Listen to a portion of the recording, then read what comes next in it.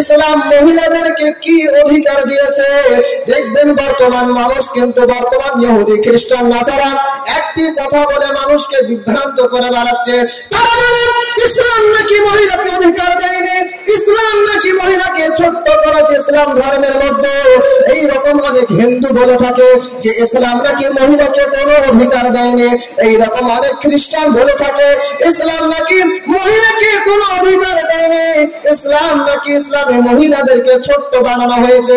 সুতরাং মহিলাদের অধিকার সম্পর্কে আজকে আমি আপনাদের সম্মুখে আলোকপাত করতে চাই ইনশাআল্লাহ। আল্লাহ তাবারাক ওয়া তাআলা মহিলাদের সম্মান এতটা পরিমাণে ইসলামে দিয়েছেন। আল্লাহ রাব্বুল আলামিন বিশ্বনবী সাল্লাল্লাহু আলাইহি ওয়াসাল্লাম মহিলাদের অধিকার সম্মান ইসলামে এতটা সম্মান দিয়েছেন। অন্যরা মাযহাবে মহিলাদের ওই রকম সম্মান নেই। যে রকম বাবজি আমার সোনাল্লালেরা, আপনারা হয়তো সকলে যাবেন জানতেন জাহিলিয়াতের যুগে এমন এক সময় ছিল যেই সময় মহিলাদেরকে জিন্দা দাফন করা হতো। মহিলাদের কোনো অধিকার ছিল না, মহিলাদেরকে জিন্দা দাফন করে দেওয়া হতো। তারা ভাবতো মহিলা মানে একটা পাপ জিনিস আমার ঘরে এসেছে, মহিলা মানে একটা অবৈধ জিনিস আমার ঘরে জন্ম নিয়েছে। এই জন্য আল্লাহর নবী সাল্লাল্লাহু আলাইহি ওয়াসাল্লামের আবির্ভাবের পূর্বে মহিলাদেরকে জন্ম হলে দাফন করে দেওয়া হতো। বিশ্ব নবী সাল্লাল্লাহু আলাইহি ওয়াসাল্লাম যখন আসলেন দুনিয়ার বুকে, এসে দেখলেন মহিলাদেরকে জিন্দা দাফন করা হয়। হযরত দাহিয়াতুল কলবি রাদিয়াল্লাহু তাআলা আনহু এক সময় বিশ্ব নবী সাল্লাল্লাহু আলাইহি ওয়াসাল্লামকে এসে বলছেন, ইয়া রাসূলুল্লাহ, ইয়া হাবিবাল্লাহ, ইয়া রাসূলুল্লাহ, ইয়া হাবিবাল্লাহ, আল্লাহর নবী গো আমার গুনাহগুলো maaf হবে কি? বিশ্ব নবী সাল্লাল্লাহু আলাইহি ওয়াসাল্লাম হযরত দাহিয়াতুল কলবি রাদিয়াল্লাহু তাআলা আনহুকে জিজ্ঞাসা করলেন, দাহিয়াতুল কলবি, কি কারণে তুমি আমাকে এই কথা বলছো? বলো আমার গুনাহ কি maaf হবে? হযরত দাহিয়াতুল কলবি রাদিয়াল্লাহু তাআলা আনহু বিশ্ব নবী সাল্লাল্লাহু আলাইহি ওয়াসাল্লামের কাছে দুই নয়নে কান্না করে করতে বলতে লাগলো, ইয়া রাসূলুল্লাহ, ইয়া হাবিবাল্লাহ, আমি ইসলাম ধর্ম কবুল করার পূর্বে ইয়া রাসূলুল্লাহ আমি যে কত মহিলাকে জিন্দা দাফন করেছি, আমার অহিসাব মহিলাকে জিন্দা দাফন করেছি। আল্লাহর নবী অবশেষে আমার একটি সুন্দর মহিলা ছিল, ছোট্ট একটা সুন্দর সন্তান ছিল, মেয়ে ছিল সন্তান। আমি আমার স্ত্রীকে বলেছিলাম যদি মহিলা সন্তান হয় জিন্দা দাফন করে দেবে, আর যদি পুত্র সন্তান হয় সোনার প্যাকেটের মতো করে প্যাকেট করে রাখবে, তাকে এসে আমি দেখবো। আল্লাহর নবী আমার সন্তান হয়েছিল মহিলা, এই জন্য আমি মহিলা সন্তানকে জিন্দা দাফন করে দিয়েছি। দাফন করার সময় নবী গো, আমি যখন আমার সন্তানকে দাফন করেছিলাম, আমার সন্তান আমাকে বাবা বাবা করে বলছিল, বাবা আমাকে দাফন করিও না, আমাকে দাফন করিও না, দুনিয়ার বুকে আপনি যে আমার পিতা এই বলে আমি পরিচয় দেব না, আমি ভিক্ষা করে খাবো, কিন্তু আমাকে আপনি জিন্দা দাফন করেন না। আমি জিন্দা দাফন করে দিয়েছিলাম। আল্লাহর নবী আমার এই গুনাহগুলো maaf হবে কি? আমাকে তাড়াতাড়ি বলে দিন। আল্লাহর নবী সাল্লাল্লাহু আলাইহি ওয়াসাল্লাম হযরত দাহিয়াতুল কলবি রাদিয়াল্লাহু তাআলা আনহু যখন এই বর্ণনা মুখের মধ্যে শুনছিলেন, বিশ্ব নবী, দুই নয়নের নবী, দু জাহানের নবী, সাইয়্যিদুল মুরসালিন মুহাম্মদ আকা মুজতাবা সাল্লাল্লাহু আলাইহি ওয়াসাল্লামের দুই নয়ন দিয়ে ঝরঝর করে পানি পড়ছিল, আর বলছিলেন মানুষ এতটা কি করে নিষ্ঠুর হতে পারে যে মহিলা জিন্দা মহিলাকে কবরের মধ্যে জিন্দা দাফন করে দেয়। আল্লাহর নবী সাল্লাল্লাহু আলাইহি ওয়াসাল্লাম যখন এই ঘটনা শুনলেন, আল্লাহ তাবারাক ওয়া তাআলা সঙ্গে সঙ্গে আয়াত নাযিল করে দিলেন, ওয়া ইদাল মাউদাতু সুইলাত বিআইয়ি যামবিন কুতিলাত। আল্লাহ তাবারাক ওয়া তাআলা বললেন মানুষ কি কারণে নিজের মেয়েদেরকে জিন্দা দাফন করে দেয়? যেই সমস্ত মানুষ নিজের মেয়েদেরকে জিন্দা দাফন করে দেয়, কিয়ামতের ময়দানে আল্লাহ তাবারাক ওয়া তাআলা ওই সমস্ত ব্যক্তিকে কাঠগড়ায় দাঁড় করাবেন। আল্লাহর নবী সাল্লাল্লাহু আলাইহি ওয়াসাল্লামের পূর্বে, বিশ্ব নবী সাল্লাল্লাহু আলাইহি ওয়াসাল্লামের পূর্বে মহিলাদের কোনো অধিকার ছিল না।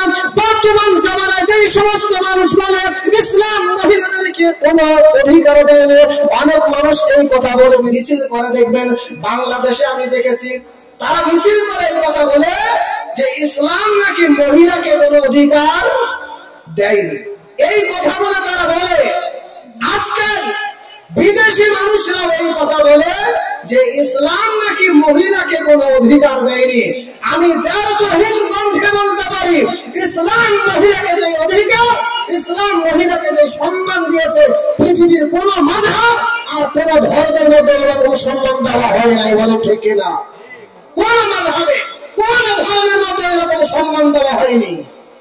আল্লাহর নবী সাল্লাল্লাহু আলাইহি ওয়াসাল্লাম, বিশ্ব নবী সাল্লাল্লাহু আলাইহি ওয়াসাল্লামের আবির্ভাবের পূর্বে মানুষের কি অবস্থা ছিল আল্লাহ তাবারাক ওয়া তাআলা কোরআনে কারীম 14 নম্বর আয়াতে পরিষ্কার ভাবে বলেছেন, ওয়া ইযা বুশশিরা আহাদুহুম বিল উনসা যাল্লা ওয়াজহুহু মুসওয়াদ্দান ওয়া হুয়া কাযীম ইয়াতাওয়ারা মিনাল কওমি মিন সুই মা বুশশিরা বি আয়ুমসিকুহু আলা হুলিন আম ইয়াদুসসুহু ফিত তুরাব আলা সাআ মা ইয়াহকুমুন। আল্লাহ তাবারাক ওয়া তাআলা বলেন, ওয়া ইযা বুশশিরা আহাদুহুম, যখন কোন মানুষকে জাহিলিয়াতের যুগে মেয়ে ছেলের সংবাদ দেওয়া হতো, অর্থাৎ যখন কোন মানুষের মেয়ে সন্তান জন্ম হতো, সঙ্গে সঙ্গে তাদের মুখটা কালো হয়ে যেত, সঙ্গে সঙ্গে তাদের মুখটা কালো হয়ে যেত, আর ওই মেয়েটাকে জিন্দা দাফন করে দেওয়া হতো। আমাদের সমাজে দেখবেন অনেক মানুষ এইরকম আছে যারা মেয়ে ছেলে জন্মগ্রহণ করলে মুখটা কালো হয়ে যায়। বলেন ঠিক কিনা? নেই আপনাদের এদিকে?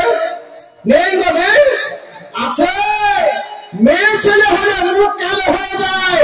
যার মেয়ে ছেলে হলে মুখ কালো হয়, আমি ভালো, ওটা মুসলমান না, ওটা হচ্ছে মুনাফিক। বলেন ঠিক কিনা? কারণ মেয়ে ছেলে হলে মুখ কালো হবে, আর ছেলে সন্তান হলে তুমি মানুষকে মিষ্টি বিতরণ করবে, এটা মুসলমানের পরিচয় হতে পারে না। মুসলমানের পরিচয় নয় মেয়ে ছেলে। যেই ঘরের মধ্যে সর্বপ্রথম সন্তান মেয়ে হবে, ওই ঘরে আল্লাহ তাবারাক ওয়া তাআলা বরকতে পরিপূর্ণ করে দেয়। বলেন সুবহানাল্লাহ। আল্লাহর নবী সাল্লাল্লাহু আলাইহি ওয়াসাল্লাম, বিশ্ব নবী সাল্লাল্লাহু আলাইহি ওয়াসাল্লাম পবিত্র জবানে বলেছেন, যেই ঘরের সবথেকে প্রথম সন্তান মহিলা হবে, ওই ঘরের মধ্যে আল্লাহ তাবারাক ওয়া তাআলা বরকতে পরিপূর্ণ করে দেয়। আল্লাহর নবী সাল্লাল্লাহু আলাইহি ওয়াসাল্লাম আরো বলেছেন, আল্লাহর নবী সাল্লাল্লাহু আলাইহি ওয়াসাল্লাম আরো বলেছেন, যেই মানুষের একটা মেয়ে সন্তান হবে, কিংবা দুটো মেয়ে সন্তান হোক, কিংবা তিনটে মেয়ে সন্তান হোক, মান কানা লাহু সালাসু বানাতিন আও সালাসু আখওয়াতিন, যেই মানুষের দুইটি কিংবা তিনটির অধিক মেয়ে সন্তান হবে, আর তাদেরকে ভালো চরিত্র দিয়ে শিক্ষাদান করলো এবং তাদেরকে ভালো পড়াশোনা শেখালো, অতঃপর বিবাহ দিয়ে দিল, আল্লাহর নবী সাল্লাল্লাহু আলাইহি ওয়াসাল্লাম বলছেন, ওই মেয়ের পিতা এবং আমি নবী সাল্লাল্লাহু আলাইহি ওয়াসাল্লাম একসঙ্গে জান্নাতের মধ্যে থাকব। সুবহানাল্লাহ বলেন। আল্লাহর নবী সাল্লাল্লাহু আলাইহি ওয়াসাল্লাম মেয়ে ছেলেদের এই ফজিলত বয়ান করেছেন। সুতরাং মেয়ে ছেলেদেরকে ইসলাম যে অধিকার দিয়েছে, অন্য অন্য ধর্মে এই অধিকার ইসলামে দেওয়া হয় নাই। মেয়ে ছেলেকে ইসলাম মেয়ে ছেলেকে যে অধিকার দিয়েছে, আমি নিজে একটা ভিডিও দেখছিলাম মোবাইলের মধ্যে, আপনারা শুনছেন তো ইনশাআল্লাহ? আমি ভিডিও একটা দেখছিলাম মোবাইলের মধ্যে, এক হিন্দু মহিলা এক ঠাকুরের কাছে গিয়ে বলছে, বাবা, আমার স্বামী আমাকে খুব অত্যাচার করে, প্রত্যেকদিন মারে, প্রত্যেকদিন জানায় অন্যায় ভাবে, আমার কোনো দোষ নেই, আমি কি করব, উপায় আমাকে বলে দিন। ওই ঠাকুর বাবা বলছে যে তোমার স্বামী তোমার জন্য হচ্ছে প্রভু স্বরূপ, অর্থাৎ আল্লাহ স্বরূপ। তোমার স্বামী যদি তোমাকে প্রত্যেকদিন মারে কাটে যাই করুক না কেন, ওই স্বামীর কাছে তোমাকে থাকতে হবে। যদি সে তোমাকে মেরেও ফেলে, তবুও তোমাকে ওই স্বামী পরিত্যাগ করা যাবে না। তাদের ধর্মেই আছে। কিন্তু আমাদের ধর্ম কি রকম? বাপজি আমার সোনাল্লালেরা, ও আমার ইসলাম বিরোধী হয় না, আমাদের ইসলাম ধর্ম দেখুন কত সুন্দর। যদি কোনো মহিলাকে কোনো পুরুষ যদি অতিরিক্ত পরিমাণে জ্বালায়, যদি কোনো মহিলা কোনো মাস্তান কোনো মদখোরের হাতে পড়ে যায়, ইসলাম তাকে অনুমতি দিয়েছে ওই পুরুষের কাছ থেকে ভিন্ন হয়ে অন্য পুরুষকে স্বামী হিসাবে গ্রহণ করতে পারে। ঠিক না বলেন? আছে না এরকম নিয়ম? ওই পুরুষকে ছেড়ে দিয়ে অন্য পুরুষকে স্বামী হিসাবে গ্রহণ করতে পারবে। কিন্তু অন্যান্য ধর্ম, বিশেষভাবে আমি নিজে দেখেছি, হিন্দু ধর্মের মধ্যে এরকম কোন নিয়ম নেই। একটা স্বামী তো একটাই স্বামী, ও যদি মরে যায় আমার মনে হয় দ্বিতীয় বিবাহ করার বিধানও তাদের নেই। আমি যা শুনেছি হিসাবে আর ইসলাম মেয়ে ছেলেকে যে অধিকার দিয়েছে, অন্যান্য মাযহাব অন্যান্য ধর্ম সেই অধিকার দিতে পারে না। সুতরাং ইসলামের সাথে কোন ধর্ম তুলনা হতে পারে না। আল্লাহ রাব্বুল আলামিন কোরআনে কারীম ওই সমস্ত মানুষের ব্যাপারে বলেছেন যেই সমস্ত মানুষ মেয়ে ছেলে সন্তান জন্ম হলে মুখ অন্ধকার হয়ে যায়, আর পুত্র সন্তান জন্ম হলে তাদের মুখটা উজ্জ্বল হয়ে যায়। আল্লাহ রাব্বুল আলামিন কোরআনে কারীমের মধ্যে বলছেন, ইয়াখলুকু মা ইয়াশাউ ওয়া ইয়াহাবু লিমান ইয়াশাউ ইনাসান ওয়া ইয়াহাবু লিমান ইয়াশাউ যুকুর। আল্লাহ রাব্বুল আলামিন যাকে ইচ্ছা তাকে মেয়ে সন্তান দান করেন, আবার যাকে ইচ্ছা তাকে পুরুষ সন্তান দান করেন। আও যাওমিজুহুম যুকরানা ওয়া ইনাসা ওয়া ইয়াজআলু মান ইয়াশাউ আকিমা ইন্নাহু আলিমুন কাদির। আল্লাহ রাব্বুল আলামিন যাকে ইচ্ছা তাকে মেয়ে সন্তান দান করবেন, আবার কাউকে পুরুষ সন্তান দান করেন, মেয়ে সন্তান দেন না, আবার কাউকে দুটো দান করেন, মেয়েও দেন ছেলেও দেন। আবার এইরকম দুনিয়াতে অনেক মানুষ রয়েছে যাকে কিছুই দেয় না, মেয়েও দেয় না, ছেলেও দেয় না। বলেন ঠিক কিনা? আছে না নেই? বাজা আও ইয়াসাবিজুহুম যুকরানা ওয়া ইনাসা ওয়া ইয়াজআলু মান ইয়াশাউ আকিমা। আল্লাহ যদি চান তো তোমাকে বাজাও বানিয়ে রাখতে পারেন। ঠিক কিনা বলেন? ইন্নাহু আলিমুন কাদির। ওই আল্লাহ তাবারক ওয়া তাআলা সর্বশক্তিমান, যিনি যা ইচ্ছা তাই করতে পারেন, তার হাতে সমস্ত শক্তির চাবি। সুতরাং আল্লাহ তাবারক ওয়া তাআলা কোরআনে কারীমে শুধুমাত্র এটাই নয়, মেয়ে ছেলেদের অধিকার নিয়ে আল্লাহ তাবারক ওয়া তাআলা কোরআনে কারীমের মধ্যে বলেছেন, লিররিজালি নাসিবুম মিম্মা তারাকাল ওয়ালিদানি ওয়াল আকরাবুনা وللنساء نصيب مما ترك الوالدان والأقربون مما قل منه أو كثر نصيبا مفروضا। আল্লাহ রাব্বুল আলামিন কোরআনে কারীমে মানুষকে সম্বোধন করে বলছেন, মানুষ আমি একজন পুরুষকে ইসলামে যেই অধিকার দিয়েছি, একই অধিকার আমি মেয়ে সন্তানকে দান করেছি। ইসলামের মধ্যে মেয়ে ছেলে আর পুরুষ উভয়ের মধ্যে কোনো পার্থক্য নেই। যেই রকম অধিকার সম্মান আমি মেয়ে ছেলেকে দিয়েছি, ওই রকম ভাবে পুরুষকে দিয়েছি। পুরুষের যেই রকম সম্মান রয়েছে, মেয়ে ছেলেরও একই সম্মান রয়েছে, এর মধ্যে কোনো পার্থক্য নাই। সুতরাং আমরা বুঝতে পারলাম যে ইসলাম মহিলাকে যে অধিকার দিয়েছে, অন্যান্য মাযহাবে আমি গ্যারান্টি সহকারে বলতে পারবো অন্যান্য ধর্মে এত অধিকার দেওয়া হয় নাই। সুতরাং আমরা যারা আমরা মেয়ে ছেলের পিতা, এইখানে কে কে মেয়ে ছেলের পিতা আছে আমি দেখি, একবার হাত তোলেন দেখি। কার কার সর্বপ্রথম সন্তানটা মেয়ে হয়েছে? কার কার? আলহামদুলিল্লাহ। সুতরাং যাদের সর্বপ্রথম সন্তান মেয়ে ছেলে তাদের নসিব ভালো। আল্লাহর নবী সাল্লাল্লাহু আলাইহি সাল্লাম নিজে বলেছেন, ওই বাড়ির মধ্যে বরকত দিয়ে পরিপূর্ণ করে দেওয়ার দায়িত্ব আমি আল্লাহ তাবারক ওয়া তাআলা। এই জন্য মেয়ে ছেলের সঙ্গে ভালো ব্যবহার করবেন ইনশাআল্লাহ। ইনশাআল্লাহ ভালো ব্যবহার করবেন। আল্লাহর নবী সাল্লাল্লাহু আলাইহি সাল্লাম আমাদের মুসলমানের মধ্যে অনেক এইরকম কুলাঙ্গার মুসলমান রয়েছে যারা ছেলে সন্তানকে ভালোবাসে কিন্তু মেয়ে সন্তানকে ভালোবাসতে চায় না। আচ্ছা না বলেন? আমি ওই আসামে গিয়েছিলাম জলসা করার জন্য একটা গত পরশু, এসে আমি এখানে আসলাম। আমি দেখলাম একটা মেয়ে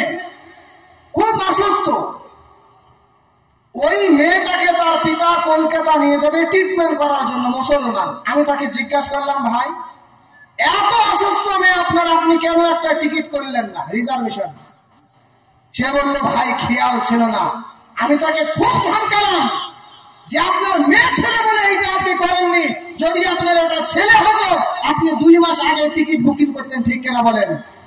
করতো না? 2 মাস আগে টিকিট বুকিং করতেন যে আমার ছেলেকে বাঁচাতে হবে। ও মেয়ে তো এই জন্য মায়াটা কম। আমি খুব ধমক দিলাম, খুব শাসন করলাম। এই জন্য ইসলামের বিধান হচ্ছে আল্লাহর নবী সাল্লাল্লাহু আলাইহি ওয়াসাল্লাম, বিশ্ব নবী সাল্লাল্লাহু আলাইহি ওয়াসাল্লাম যখন সফর থেকে বাড়ির মধ্যে আসতেন, সর্বপ্রথম বাড়ির মধ্যে প্রবেশ করে বিশ্ব নবী সাল্লাল্লাহু আলাইহি ওয়াসাল্লাম নিজের মেয়ে হযরত ফাতিমা রাদিয়াল্লাহু তাআলা আনহার সঙ্গে দেখা করতেন। সর্বপ্রথম দেখা করতেন নিজের মেয়ে ফাতিমা রাদিয়াল্লাহু তাআলা আনহার সঙ্গে, সর্বপ্রথম দেখা করতেন। কি মায়া ছিল আল্লাহর নবী সাল্লাল্লাহু আলাইহি সাল্লাম নিজের মেয়ের প্রতি। আর আজকে আমরা মেয়ে ছেলেকে ভালোবাসতে চাই না, আজকে আমরা মেয়ে ছেলের অধিকার দিতে চাই না। বিশেষভাবে পুরুষরা অনেক পুরুষ আছে যে নিজের স্ত্রীকে অন্যায় হোক না হোক স্বল্প অন্যায়ের জন্য পিটায়, ঠিক কিনা বলেন? পিটায় না আপনাদের এদিকে? আল্লাহ তাবারাক ওয়া তাআলা কোরআনে কারীমের মধ্যে বলছেন, যেই সমস্ত মানুষ মেয়ে ছেলেদেরকে পিটায় কিংবা মেয়ে ছেলেদেরকে নিজের স্ত্রীকে মারে, আমি তাদের পক্ষে বলছি কিংবা তাদের বিপক্ষে বলছি। আল্লাহ তাবারাক ওয়া তাআলা আপনাদের বিষয়ে কি বলেছেন কোরআনে কারীমে আপনি ধ্যান দিয়ে শুনুন। যেই সমস্ত ভাই আপনি মুসলমান হয়ে আপনার স্ত্রীকে মেরেছেন অন্যায়ভাবে, আপনার স্ত্রীকে অত্যাচার করেছেন, আল্লাহ তাবারাক ওয়া তাআলা কোরআনে কারীমে এই কি বিধান নাযিল করেছেন? 5 নম্বর পরে আল্লাহ তাবারাক ওয়া তাআলা বলেন, ওয়াল্লাতী তাখাফুনা নুশুযাহুন্না ফা'যুরহুন্না ওয়াহজুরহুন্না ফিল মাযাজি' ওয়াজরিবুহুন্না ফাইন আতানাকুম ফালা তাবগু আলাইহিন্না সাবিলা। আল্লাহ তাবারাক ওয়া তাআলা কোরআনে কারীম 5 নম্বর পারা 2 নম্বর পৃষ্ঠায় সূরা নিসা আল্লাহ তাবারাক ওয়া তাআলা সেইখানে বলেন, ওয়াল্লাতী তাখাফুনা নুশুযাহুন্না, যদি আপনার স্ত্রী অবৈধ সম্পর্ক রাখে কিংবা কোনো খারাপ আপনার স্ত্রী হয়ে থাকে, হয়তো আপনার স্ত্রী অন্যায় করেছে, এই জন্য আপনি সর্বপ্রথম মারার অধিকার ইসলাম আপনাকে দেয়নি। আপনার স্ত্রী হয়তো আপনাকে না বলে রাস্তার মধ্যে বাইর হয়েছে কিংবা জালসায় ঘুরতে এসেছে, ইসলাম আপনাকে সর্বপ্রথম মারার অধিকার দেয়নি। আপনার স্ত্রী হয়তো অন্য কোনো পুরুষকে ফোন করেছে, মারার ইজাজত ইসলাম আপনাকে দেয়নি। কিন্তু আপনার স্ত্রী যে কোনো অন্যায় করুক না কেন, ইসলাম আপনাকে সর্বপ্রথম মারার অধিকার দেয়নি। ইসলামের বিধান হচ্ছে সর্বপ্রথম আপনার স্ত্রী যদি অন্যায় করে, ফা'যুরহুন্না ওয়াহজুরহুন্না ফিল মাযাজি', আপনার স্ত্রী যদি অন্যায় করে, ইসলামে 3টি স্টেপ রয়েছে। যদি আপনার স্ত্রী অন্যায় করে, সর্বপ্রথম আপনাকে বুঝাতে হবে। বলেন ঠিক কিনা? বলেন ঠিক কিনা?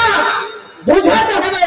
ফা'যুরহুন্না, তাদেরকে বুঝাও যে এটা ইসলামে অন্যায়, এই যে তুমি পর্দা করছো না, এটা অন্যায়, তোমাকে পর্দা করতে হবে। পর্দা না করলে জাহান্নামে ফেলে দেবে কে? আল্লাহ। এগুলো বুঝাতে হবে তাদেরকে। মেয়ে ছেলের উপর পর্দা ভরে, যে সমস্ত মেয়ে ছেলে পর্দা ছাড়া বেহায়ার মতো ঘুরে বেড়ায়, যে জালসা, অনেক মেয়ে ছেলে আছে বেহায়ার মতো করে ঘুরে বেড়াবে, ঠিক কিনা বলেন? কোন শরম লজ্জা নেই তাদের, শরম লজ্জা ফেললে না হাটের মধ্যে। আজকে আবার হাটের দিন মনে হয় বিক্রি করে এসেছে, ঠিক কিনা বলেন? আজকে হাটের দিন মনে হয় শরম লজ্জা সব বিক্রি করে চলে এসেছে। এমন এমন ড্রেস পরে ঘুরে বেড়াবে, সেগুলো দেখার মতো না, দেখলে চোখ নিচু হয়ে যায়। আমার মায়ের জাত, আমার মায়ের জাত, ইসলাম তোমাকে যে অধিকার দিয়েছে, তোমার অধিকার শোনার মতো, তোমার অধিকারে কোনো তুলনা হয় না। আর তুমি আজকে জালসার মধ্যে এইরকম ভাবে ঘুরে বেড়াবে, তোমার লজ্জা হয় না? লজ্জা হওয়া তো দরকার। একটা বেগানা পুরুষ শত শত চোখের দৃষ্টি তোমার দিকে যাবে, তোমার মুখের দিকে যাবে, তোমার বুকের দিকে যাবে। তুমি কি আশা করতে পারো তোমার পেট থেকে নেক সন্তান তৈরি হবে? ঠিক কিনা বলেন? তোমার পেট থেকে তোমার বুকের দিকে যদি শত শত পুরুষের দৃষ্টি যায়, আরে তোমার পেট থেকে তো ডিপজল তৈরি হবে, এটাই সাধারণ। ঠিক কিনা বলেন? আরে ঠিক কিনা বলেন?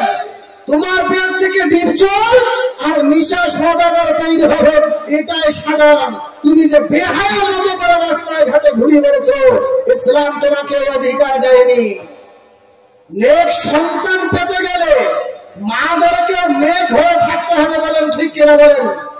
নেক সন্তান যদি আপনি চান তো আপনাকে নেক হয়ে থাকতে হবে। আমার প্রিয় মুসলমানে কিরাম, আমার প্রিয় বাপজিরা, আমার ইসলাম দরদি ভাইরা, হযরত মারিয়াম আলাইহিস সালাতু ওয়াস সালাম কি রকম নেক ছিলেন।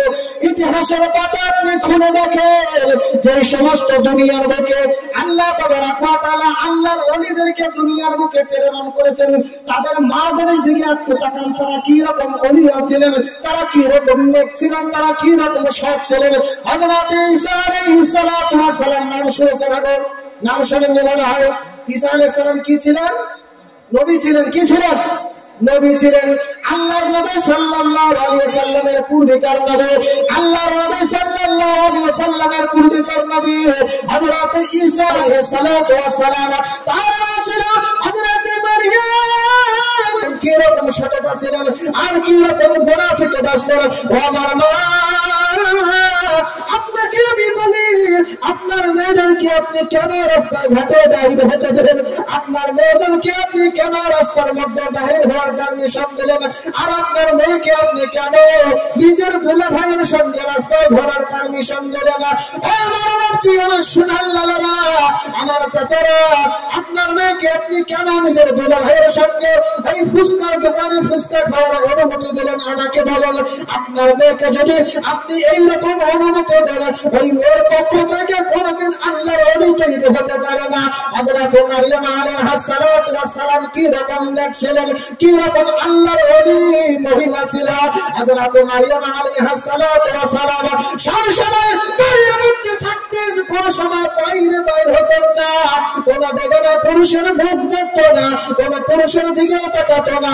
আল্লাহ তাবারক ওয়া তাআলা তাইতে কোরআনে কারিমে আয়াত নাযিল করে দিয়েছেন, ওয়া করনা ফি বুয়ুতিকুন্না ওয়া লা তাবাররাজনা তাবাররাজাল জাহিলিয়াতিল উলা। মহিলাদেরকে আল্লাহ তাবারক ওয়া তাআলা সম্বোধন করে বললেন, আমার বান্দি, তোমার জন্য শোভনীয় নয় তুমি রাস্তায় ঘাটে ঘুরে বেড়ানো, তোমার জন্য শোভনীয় নয় তুমি বেগানা পুরুষের সামনে ঘুরে বেড়ানো। আর বেগানা পুরুষের সামনে কেবলমাত্র তারা ঘুরতে পারে যাদের বুকের মধ্যে আল্লাহর কোনো ভয় নাই। বলেন ঠিক কিনা? রাস্তার মধ্যে তারা ঘুরতে পারে কেবলমাত্র যাদের বুকে আল্লাহর মধ্যে কোনো ভয় নাই। রাস্তার মধ্যে তারাই ঘুরতে পারে যাদের অন্তরে নবীর মহব্বত নেই। রাস্তার মধ্যে তারাই ঘুরতে পারে যাদের বুকের মধ্যে ইসলামের কোনো মহব্বত নেই। ও আমার মা, আমার খালা, আমার চাচি, আপনি যদি আল্লাহকে মহব্বত করে থাকেন, আপনি যদি নবীর প্রেমিক হয়ে থাকেন, আর আপনি যদি নবীর আশিকা হয়ে থাকেন, তো আপনার জন্য করণীয় হবে আল্লাহ তাবারক ওয়া তাআলার আয়াতের দিকে তাকিয়ে আল্লাহ তাবারক ওয়া তাআলা বলছেন, ওয়া করনা ফি বুয়ুতিকুন্না ওয়া লা তাবাররাজনা তাবাররুজাল জাহিলিয়াতিল উলা। আল্লাহ রাব্বুল আলামিন বলছেন, মহিলাদের জন্য মোটেও এটা শোভনীয় নয় যে তারা রাস্তার মধ্যে ঘুরে ঘুরে বেড়াবে। রাস্তার মধ্যে ঘুরে বেড়ানো এটা হচ্ছে ইহুদি এবং খ্রিস্টানদের চরিত্র। ঠিক কিনা বলেন? যারা রাস্তায় ঘাটে ঘুরে ঘুরে বেড়ায় এটা মুসলমানের চরিত্র নয়, এটা হচ্ছে খ্রিস্টান, ইহুদি, নাসারাদের চরিত্র। মোবাইলের মধ্যে ওই জন্য দেখতে পাই আমরা যে যারা উলঙ্গ হয়ে ঘুরে ঘুরে বেড়ায় ওগুলো মুসলমান না। আপনারা যদিও ওকে মুসলমান বলেন, আমিও ওকে মুসলমান বলবো। ঠিক কিনা বলেন? রাস্তায় ঘুরে বেড়াতে পারবে না মেয়ে ছেলে, তোমাকে কে অধিকার দিল রাস্তায় ঘুরে বেড়া? কে অধিকার দিল তোমাকে? আর তোমার সাহস কোথায় থেকে হলো হাজার হাজার ছেলেদের মাঝখানে তুমি ঘুরে বেড়াও? কে তোমাকে সাহস দিল? এই সাহস আমি আমার বোনদেরকে বলবো, বোনরা, ইসলাম আপনাকে যে অধিকার দিয়েছে ওই অধিকারকে বজায় রাখার দায়িত্ব আপনার, বলেন ঠিক কিনা? ইসলাম আপনাকে যে অধিকার দিয়েছে, নিজের অধিকারকে যদি আপনি নিজেই নষ্ট করে ফেলেন, এই জন্য দায় কিন্তু ছেলেরা নয়, ঠিক কিনা বলেন? আগো আমাকে একটা কথা ভালো করে বলেন, যদি রাস্তার মধ্যে কলা ছিঁড়ে ফেলে রাখা হয় তো কলার মধ্যে মাছি পড়বে কিনা বলেন? আগো পড়বে না? না, মাছি পড়বে না। এখানে দোষটা কার? মাছির দোষ না যে কলাটা খুলে ফেলে রেখেছে তার? কার দোষ বলেন? সবাই বলে দোষটা কার? যে কলাটা ছিঁড়ে ফেলে রেখেছে ওইখানে দোষ তার। মহিলা, আমার মা, আমার বোন, আপনি নিজের পোশাককে নিজে খুলে একটা শর্টকাট ড্রেস পরে রাস্তার মধ্যে ঘুরে বেড়াচ্ছেন, ছেলেরা দেখেছে, ছেলেরা আপনাকে ইফটিজিং করেছে, এতে ছেলেদের দোষ নয়, দোষ হচ্ছে আপনার। আপনি কেন এই সুবিধা দিলেন? আপনি কেন এই সুযোগ বানিয়ে দিলেন বলেন আমাকে? এই জন্য খবরদার আপনাদের এদিকে। আমার আলহামদুলিল্লাহ আসামে আমার জালসা বেশি হয়। আসামে আমি যতগুলো জালসা করেছি আলহামদুলিল্লাহ, আমি আসামের মানুষকে ধন্যবাদ দেই। সেখানে কিন্তু আপনাদের এই দিকের মতো ব্যবস্থা নয়। আসামে যত আমি জালসা করেছি, জালসার পর আমি একটু ঘুরি, পরিবেশটা দেখা দরকার আছে না নাই বলেন? কি রকম পরিবেশ? ওই দিকে কিন্তু একটা মেয়ে ছেলে রাস্তায় ঘাটে আমি পাইনি, বলেন সুবহানাল্লাহ। একটা মেয়ে ছেলে নাই। এদিকে আপনাদের আসামের হুজুর আছে, জিজ্ঞাসা করবেন কোন মেয়ে ছেলে নাই, আমি দেখেছি একটা মেয়ে। কি রকম সুন্দর পরিবেশ আলহামদুলিল্লাহ, একটাও দেখলাম না। আমি দেখো অবাক, এত সুন্দর মাহফিল, মেয়ে ছেলে খুঁজে পাওয়া যাচ্ছে না, দোকানপাট কিচ্ছু নেই, শুধু দু একটা দোকান, চায়ের দোকান। মানুষ নেই এমন না, মানুষের প্রাণ তো খুঁজে পাওয়া যাচ্ছে না, এত মানুষ। এই পরিবেশটা তারা তৈরি করেছে। আপনারা চাইলে যুবক ভাইরা যদি একতা হয়ে থাকে তো এই পরিবেশ তৈরি করতে পারবে। জালসা হবে এইখানে, কেন মেলা লাগবে বলেন আমাকে? কেন মেলা লাগবে এইখানে? দোকানপাট বসতে দেওয়া যাবে না, কোন মহিলাকে আসতে দেওয়া যাবে না। মহিলা যদি ওয়াজ শুনতে চায় তাদের জন্য আলাদা প্যান্ডেলের ব্যবস্থা করা হয়েছে, তারা সেখান থেকে ওয়াজ শুনবে, ঠিক কিনা বলেন? আমার মায়ের যা, আমরা আপনাদেরকে শ্রদ্ধা করি, সম্মান করি। আল্লাহ আপনাদের সম্মান সোনার সমতুল্য দিয়েছে, হীরার সমতুল্য দিয়েছেন। সুতরাং আপনার সম্মানকে বজায় রাখার দায়িত্ব আপনার নিজের, আমাদের নয়। বলছে আমার জিয়া শোনেন লালুরা, হযরত মারিয়াম আলাইহিস সালাতু ওয়াস সালাম, আমার মারা, আমার খালারা, আপনি যদি চান আপনার পেট থেকে আল্লাহর ওলি সন্তান তৈরি হোক, আর আপনি যদি চান আপনার সন্তান আল্লাহর ওলি হোক, আল্লাহর বান্দা হবে, আপনি যদি চান আপনার সন্তান দুনিয়ার বুকে একজন শ্রেষ্ঠ ব্যক্তিত্ব হিসেবে দুনিয়ার নাম রোশন করবে, তাহলে আপনাকে পর্দার সঙ্গে চলতে হবে। হযরত মারিয়াম আলাইহিস সালাতু ওয়াস সালামের জিন্দেগি ধারণ করতে হবে। দুনিয়ার বুকে 5টি এমন মহিলা রয়েছে, যে 5টি মহিলাকে আল্লাহ তাবারক ওয়া তাআলা বড় করে তাদের কথা বলেছেন, লিররিজালি কাওয়ামুনা আলান নিসাই বিমা ফাদ্দালাল্লাহু বা'দাহুম আলা বা'দ। আল্লাহ রাব্বুল আলামিন কোরআনে কারীমের মধ্যে বলেছেন, এই আয়াতের তাফসীর খুললে আপনি দেখতে পাবেন দুনিয়ার বুকে 5টি মহিলা এমন রয়েছে, দুনিয়ার বুকে যত বড় আল্লাহর ওলি হন না কেন আপনি, আমার বাপজি, দুনিয়ার বুকে যত আপনি আল্লাহর ওলি হয়ে যান না কেন, এই 5টি মহিলার পাশ সমতুল্য হতে পারবেন না। তাদেরকে আল্লাহ তাবারক ওয়া তাআলা এত কবুল করেছেন, তাদেরকে দুনিয়াতে জান্নাতের খানা দান করেছেন, তাদেরকে দুনিয়াতে জান্নাতের সুসংবাদ দান করা হয়েছে। মা, আমি মাদেরকে বলবো, আপনাদেরকে এই 5টির মধ্যে যে কোনো একটি মহিলাকে ফলো করতে হবে। এই 5টির মধ্যে যে কোনো একটি মহিলাকে আপনার আইডল হিসেবে মানতে হবে। নাম্বার 1 হচ্ছে হযরত আসিয়া আলাইহিস সালাম। কার নাম বললাম? জোরে বলুন, কার নাম বললাম? হযরত আসিয়া আলাইহিস সালাম। নাম্বার 2 হচ্ছে হযরত মারিয়াম আলাইহিস সালাম। নাম্বার 3 হযরত খাদিজাতুল কুবরা রাদিয়াল্লাহু তাআলা আনহা। নাম্বার 4 হচ্ছে হযরত আয়েশা রাদিয়াল্লাহু তাআলা আনহা। আর নাম্বার 5 হচ্ছে হযরত ফাতিমা। এই 5টি মহিলা দুনিয়ার সমস্ত পুরুষের থেকে উত্তম, কেবলমাত্র নবী ব্যতীত দুনিয়ার মধ্যে যত মহিলা হোক বা পুরুষ হোক এই 5 মহিলার সমতুল্য হতে পারবে না। এই 5 মহিলা কি রকম ছিল? ও আমার মা, ও আমার খালা, আমি আপনাদেরকে বলতে চাই, ইসলাম আপনাকে যে অধিকার দিয়েছে এই অধিকার কি আপনি নষ্ট করবেন না। এই 5টি মহিলার মধ্যে যদি কোনো একটি মহিলাকে আপনি ফলো করেন, যদি কোনো একটি মহিলাকে আপনি অনুসরণ করতে পারেন, আল্লাহ আপনার জিন্দগিটা, আল্লাহ আপনার জীবনটাকে জান্নাতি জীবন বানিয়ে দেবে। আমি আপনাদেরকে হযরত আসিয়া আলাইহিস সালাতু ওয়াস সালামের একটি ঘটনা শোনাতে চাই। হযরত আসিয়া আলাইহিস সালাতু ওয়াস সালাম কি রকম আল্লাহর নেক বান্দী ছিলেন। হযরত আসিয়া আলাইহিস সালাতু ওয়াস সালাম যখন ফিরআউনকে বলল, ফিরআউন আমি তোমাকে আল্লাহ বলে মানতে পারবো না, মানতে পারবো না, মানতে পারবো না। যখন ফিরআউন এই কথা শুনতে পারলো আমার স্ত্রী নাকি আমাকে প্রভু হিসাবে মানতে চায় না, ফিরআউন বলল, আসিয়া তোমাকে আমি সাবধান করে দিচ্ছি, তুমি আমাকে এখনো আল্লাহ কিংবা প্রভু হিসাবে মেনে নাও, তবেই তোমাকে হয়তো রক্ষা দেবো। আমাকে যদি প্রভু হিসাবে না মানো তাহলে আমি তোমাকে কিন্তু অনেক শাস্তি দেবো। হযরত আসিয়া আলাইহিস সালাতু ওয়াস সালাম বললেন, ফিরআউন তুমি আমাকে যা কিছু বলো না কেন, তুমি নকলি প্রভু, তুমি মিথ্যাকারী প্রভু, তুমি সত্য আল্লাহ নও, আসল আমার আল্লাহ হচ্ছে আকাশে থাকে, ওই আল্লাহ ব্যতীত আমি তোমাকে প্রভু হিসাবে মানতে পারি না। ফিরআউনের সামনে যখন হযরত আসিয়া আলাইহিস সালাতু ওয়াস সালাম এই কথা বললেন, ভাবছি আমার সোনার লালেরা, ও আমার মা খালা, ভালো করে ঘটনাটা শুনুন, শুনলে হয়তো আপনার চোখ দিয়ে কান্না চলে আসবে, চোখ দিয়ে ঝরঝর করে পানি পড়ে যাবে। যখন আসিয়া আলাইহিস সালাতু ওয়াস সালাম এই কথা বলল ফিরআউনের সামনে, আমি তোমাকে আল্লাহ হিসাবে মানতে পারবো না, আমার আল্লাহ আসলে থেকে আরশ আজিম, আল্লাহু নূরুস সামাওয়াতি ওয়াল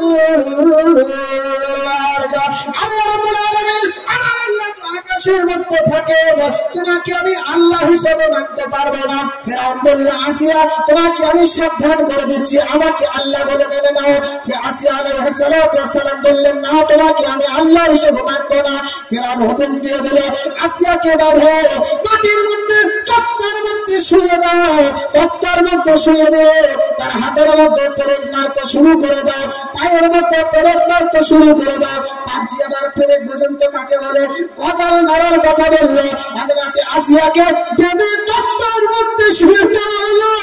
হযরত আসিয়ার হাতের মধ্যে আর পেরেক মারে, আর ফিরআউন বলে, আসিয়া কেমন মজা লাগে এখনো বলো, আমাকে আল্লাহ বলে মেনে নাও, তাহলে তোমাকে আমি ছেড়ে দেব। হযরত আসিয়া বলে, প্রভু ফিরআউন আমাকে অত্যাচার করছে, প্রভু আমি কি করবো, বলো আমাকে বলো, বলো আমাকে বলো। আল্লাহ তাবারাকা ওয়া তাআলা কোনো উত্তর দিলেন না। আবার ফিরআউন বলে, তার পায়ের মধ্যে পেরেক মারো, পায়ের মধ্যে এমন বড় বড় পেরেক মেরে দেওয়া হলো, একদিকের পেরেক দ্বিতীয় দিকে বের হয়ে কাটের সঙ্গে লেগে যায়। আবার ফিরআউন বলে, আসিয়া এখনো তুমি আমাকে আল্লাহ বলে স্বীকার করে না, আমি তোমাকে ছেড়ে দেবো, কোনো অত্যাচার করবো না। হযরত আসিয়া বলে, ফিরআউন রে, তুই যদি আমাকে অত্যাচার করতে করতে আমার জানটাকে বাহির করে দেয় না, তবে আমি আল্লাহ ছাড়া তোমাকে আল্লাহ বলতে পারবো না। জোরে বলেন সুবহানাল্লাহ। হযরত আসিয়া আলাইহিস সালাতু ওয়াস সালামের চতুর হাত পায়ে পেরেক ফেলে দেওয়া হলো, রক্তে রক্তাক্ত হয়ে গেল, গোটা শরীর রক্তাক্ত হয়ে গেল, রক্তের বন্যা চলে আসছে। এবার আল্লাহ তাবারাকা ওয়া তাআলা হযরত আসিয়া আলাইহিস সালাতু ওয়াস সালামকে ফিরআউন বলে, আসিয়া এখনো তোমার সময় আছে, তুমি আমাকে আল্লাহ বলে মেনে নাও, না হলে তোমার কিন্তু খারাপ খবর, খুবই খারাপ আছে। হযরত আসিয়া বলে, আমি তোমাকে আল্লাহ হিসেবে মানতে পারবো না। যখন ফিরআউন আসিয়ার সামনে সেই কথা বলে যে আমাকে আল্লাহ বলে মেনে নাও, এইবার আসিয়া কিন্তু মুস্কি মুস্কি হাসতে শুরু করে দিয়েছে। আসিয়ার মুস্কি হাসি দেখে ফিরআউন চমকে গেছে।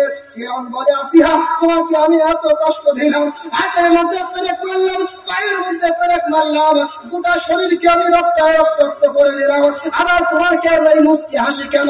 হযরতে আসিয়া আলাইহিস সালাতু ওয়াস সালাম বলেন, ফিরআউন তুমি যখন পেরেক মেরেছিলে আমি আল্লাহকে বলেছিলাম ইযা ক্বালাত রাব্বি বিনি ইনদাকা বাইতান ফিল জান্নাতি ওয়া নাজ্জিনি মিন ফিরআউনা ওয়া নাজ্জিনি মিনাল কওমিজ জালিমিন। আল্লাহ তাবারাক ওয়া তাআলা প্রিয় বান্দী হযরতে আসিয়া আলাইহিস সালাতু ওয়াস সালাম ফিরআউনকে উত্তর দিল, ফিরআউন তুমি যখন পেরেক মারছিলে আমার শরীরে আমি আল্লাহকে এই দোয়া করে বললাম, মাওলা এই ফিরআউনের শত্রুরা হয়তো আমাকে আর দুনিয়াতে থাকতে দেবে না, হয়তো আমাকে মেরে ফেলবে। মাওলা মাওলা গো তোমার কাছে দরখাস্ত মাওলা, আল্লাহ তোমার পাশে আমার জন্য একটা ঘরের ব্যবস্থা করো। আল্লাহ আসিয়া আল্লাহকে বললেন, মাওলা তোমার ঘর পাশে তোমার আরশে আজিমের পাশে আমার জন্য একটা ঘরের ব্যবস্থা করে দাও, আমার জন্য একটা জান্নাত বানিয়ে দাও। আল্লাহ তাবারাক ওয়া তাআলা যখন আমি এই দোয়া করেছি, আল্লাহ তাবারাক ওয়া তাআলা জিবরিলকে হুকুম করেছে, জিবরিল যাও দুনিয়ার বুকে চলে যাও, আমার প্রিয় বান্দী হযরতে আসিয়াকে এত কষ্ট দেওয়া হচ্ছে, তুমি জান্নাতটাকে হাতের মধ্যে নিয়ে যাও আর জান্নাতটাকে আমার প্রিয় বান্দী আসিয়ার চোখের সামনে তুলে ধরো। জোরে বলেন সুবহানাল্লাহ। হযরতে আসিয়া আলাইহিস সালাতু ওয়াস সালাম এই কথা ফিরআউনকে বলতে লাগলো, ফিরআউন আমি মুস্কি মুস্কি এই জন্য হাসছি, আমি আমার চোখের সামনে জান্নাতকে দেখতে পারছি। এই কথা বলে হযরতে আসিয়া আলাইহিস সালাতু ওয়াস সালাম দুনিয়া থেকে চলে গেল। প্রিয় ভাইজি আমার সোনার লাল, কি রকম কষ্ট দিয়েছিল আমাকে চিন্তা করে রাখুন, কি রকম কষ্ট দিয়েছিলেন।